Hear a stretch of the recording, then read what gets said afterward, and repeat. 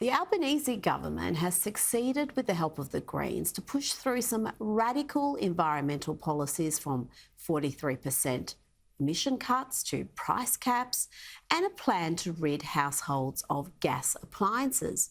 Joining me now to discuss the impact of these interventions is President of the Centre of Industrial Progress, Alex Epstein. Alex, we've got industry experts warning that the plan to transition households away from gas appliances to electric is going to be costly, short-sighted, and would need billions in government money to make the switch cost-effective for consumers. But this is what Greens leader Adam Bandt had to say. Gas is as dirty as coal. Gas is polluting, it's unhealthy, and it's expensive. Today is the day that Parliament understands that gas is not something we're transitioning to, it's something Australia needs to get away from. So, Alex, coal is dirty, gas is just as bad, according to the Greens, and nuclear is not an option in this country. Where does that leave Australia? I mean, Australia is really doing its best to emulate all the mistakes of Europe and to some extent the US. I mean, if you look at everything they're doing, they're restricting your options. I mean, if this electrification is such a great idea, why don't people do it voluntarily? The reason people are choosing to use gas is that gas is really cost effective for a lot of purposes. It's good for home heating, it's good for cooking, it's good for industry. And so electricity should have to outcompete gas if it's actually as good. Now, unfortunately, what you're seeing is you're trying to electrify things while you're also restricting the supply of reliable electricity. This is what we're doing in the US, where we're threatening to shut off 1/5 of our reliable electricity in the next 7 years. And then you have places like California, which say no more, use electricity for everything, but then don't charge your EV because we don't have enough electricity. Absolutely. And just on a practical level, this week I had a short power outage, but I was still able to have a shower because I've got gas water heating. I was able to boil some eggs and have a meal. But if everything is dependent on electricity and the electricity goes out, what are households supposed to do? Start a fire? That's a really good question. And there's definitely an appeal to people who really want centralized control of everything. They like the idea of electricity.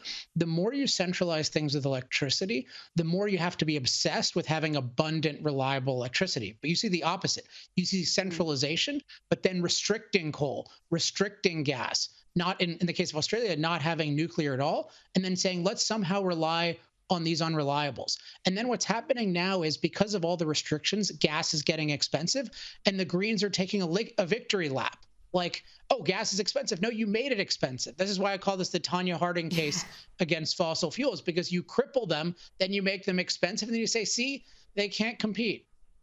Yeah, absolutely. And we are told by not just the Greens in this country, but also by Minister Chris Bowen and the rest of the Albanese government that not only are renewables the future, but it's supposed to be the cheapest form of energy.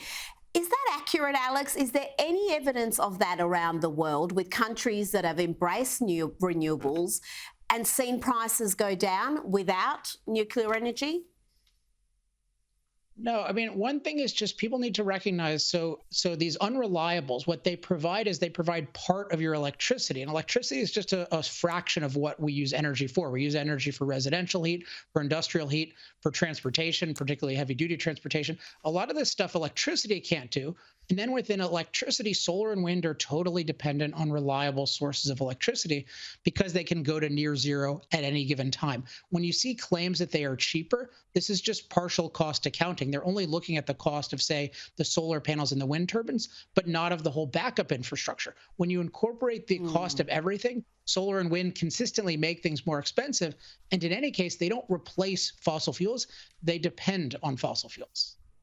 And there are reports now that Green Norway, it's costing twice as much to charge an electric vehicle in Oslo than to fill up a gas-powered vehicle. That's not optimal, is it, Alex? Yeah, I haven't run those numbers, myself, but what you're really seeing with the EVs is there are all these very optimistic claims, but then, as I said, we're restricting the supply of reliable electricity. That also increases the cost of electricity. And I think the biggest threat of all is you have these underpowered grids that are going to have radical increases in electricity demand at a time when their supply is lower than it's been. Where I live in California, Newsom announced no internal combustion engines. Then 5 days later, he said, don't charge your electric vehicles. That's with 3% market penetration. So 3% market penetration, we can't charge our EVs consistently. What's that going to look like at 50%? The people advocating this don't know and don't care.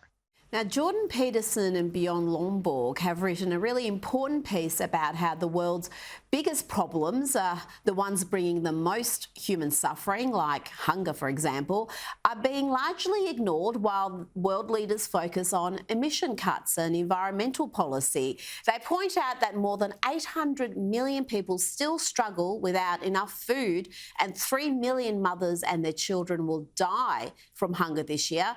And Alex, can you imagine the lives that could be saved if a fraction of what has been spent on climate change policies was spent on alleviating hunger, for example? Well, that's true, but it's even worse because these climate change policies are antithetical to alleviating hunger. If you look at what's happened with the growth of fossil fuels, say from 1980, when I happened to be born, to 2020, we brought the number of people, the fraction of people living on $2 or less a day, from 40% of the population to 10% of the population. The keys to that were freedom and fossil fuels. So when you're restricting fossil fuels, you're making energy more expensive. That makes everything more expensive, including food, clothing, shelter, medical care. So I agree with Bjorn and Jordan Peterson that, the priorities are totally out of whack, but it's even worse than that because this climate priority is an anti-fossil fuel, anti-energy priority. And that makes everything worse, including, by the way, climate, because you can't protect yourself from climate when you have unaffordable energy. You've again given us plenty to think about. Thank you for joining me tonight. Thanks, Rita.